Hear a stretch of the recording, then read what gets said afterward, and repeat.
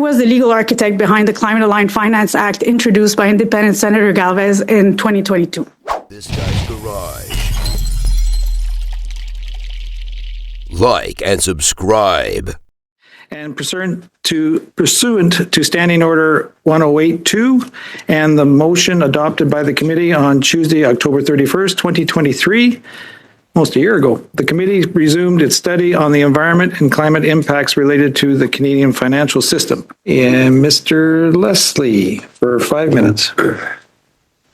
Okay, good. Thank you, Mr. Chair. And I'd like to start with Ms.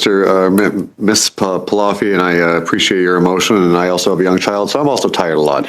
I can certainly understand that. I'd like to start by asking, would you support legislation that would force the Canadian Pension Plan and other public pension plans to divest assets from oil and gas? Yes. Is this an issue that your organization has raised with the government? I've been with my organization for 6 months, so I'll use a lot of caveats, but I'm pretty sure yes. But maybe to answer the question you didn't ask, that is not what the Climate Aligned Finance Act does. Actually, it encourages engagement and divestment. I'm curious some of your thoughts on behalf of the organization. What was the response from the government when you raised that with them, or when your colleagues have, perhaps?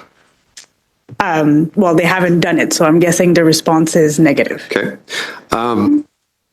What about financial institutions? Would you support legislation that would make it illegal for financial institutions to provide any more capital to oil and gas companies in Canada?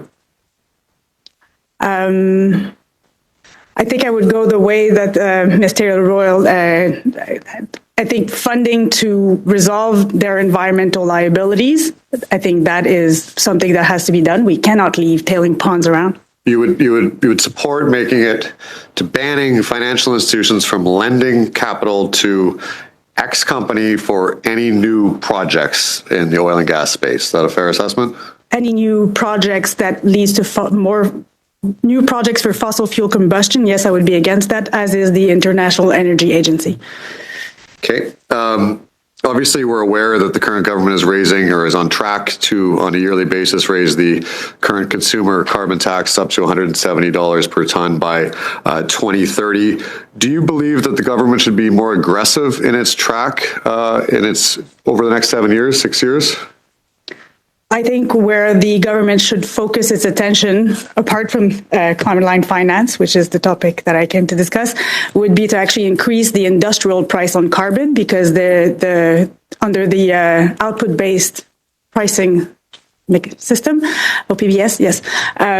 Actually, the biggest polluting firms in this country pay a very small fraction of the carbon tax because they say that they're trade exposed, whereas actually what we're going to see is Europe is going to go forward with carbon adjustment mechanisms that will actually be detrimental to our industry if we do not increase our carbon tax. Has Eco-Justice suggested that to the government, and what was their response at that time?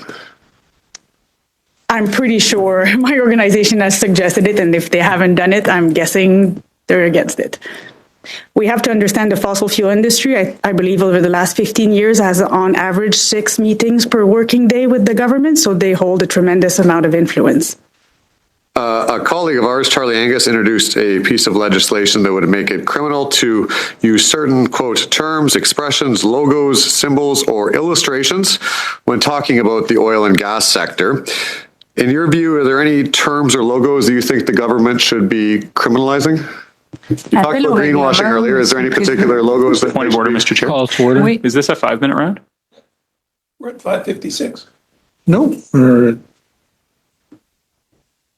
a minute and 30 left. Still green. I had good. Mr. Chair, I just would like to remind my colleague that we are discussing green and transition finance, sustainable finance, so not logos. Sorry. I'm here to find solutions to the problems we're all trying to address. Okay. So do you have any specific thing we should be putting people in prison for? It's not on green finance. But I do have an answer. I would support an advertising ban for the fossil fuel industry, just as we've put in place advertising bans on tobacco. The fossil fuel industry is polluting the lungs of the planet, just like the tobacco industry was polluting our lungs. What about the agricultural industry? would you expand that? They have permissions. Should the ag industry be allowed to talk about its record in any way? Well, well, maybe I'll frame it this way. How many other sectors should be not allowed to tell their story of the quality of work that their sector is doing in terms of whatever environmental outcomes they are trying to improve?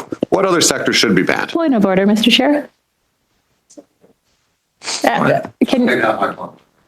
Can you just give us an update on the clock? It seems like the other committee members seem to have different 5 numbers. minutes, and it's 42 seconds left. It was a minute 42 seconds left. Like 2 minutes ago. Is your clock okay? We'll continue on. You, Have a clock on. no, we're good. And, Should I do the continue on. clock? You've got a minute left. A minute left. It's a 5-minute round. Challenge the chair. Yeah, this is crazy. 30. Okay, I rounded up. It's 38 seconds. There you go. Sure. Way to go. Any comments on Point of the other order, Mr. sectors? Chair. I'm sorry, I'd like to challenge the chair. Challenge the chair on time? Yeah. Yes. The time's way off. It's way over, man. Say 18. It was here. We were both. But we all have our own clocks too. No, look it. They've got 38 seconds left. Let's finish the round. You guys get 5 minutes as well. We're running behind as it is. Let's Folks, go. we lost 2 less minutes talking about time. Move on.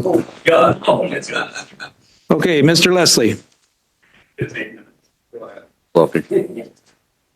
The industry is responsible for 80% of global warming to date. I think it deserves singling out in terms of advertising ban. For all other matters of greenwashing, this parliament adopted changes to the Competition Act, which I think, for now, sort of address the issue over on the economy as a whole. The government included nuclear energy as part of their green bond framework. Do you support the inclusion of nuclear energy in that? I can't answer that question. Okay.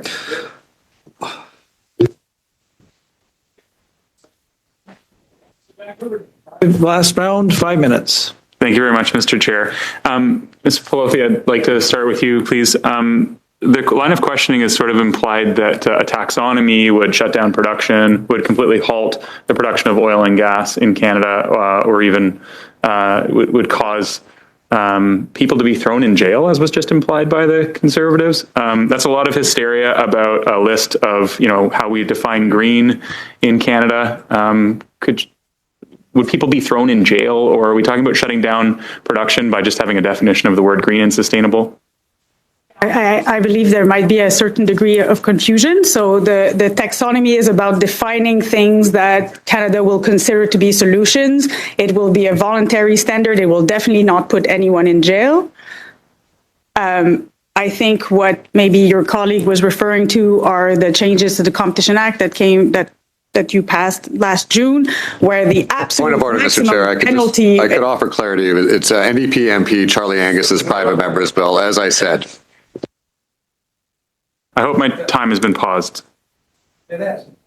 Actually, I would like to offer an apology. When I was discussing Bill 372, Charlie Angus's NDP bill, I said prison, but upon reading the text, it's actually a fine not exceeding $1 million and imprisonment under 2 years, which is technically a jail, not a prison. So I'm sorry for being incorrect in my verbiage. Thank you for clarifying that.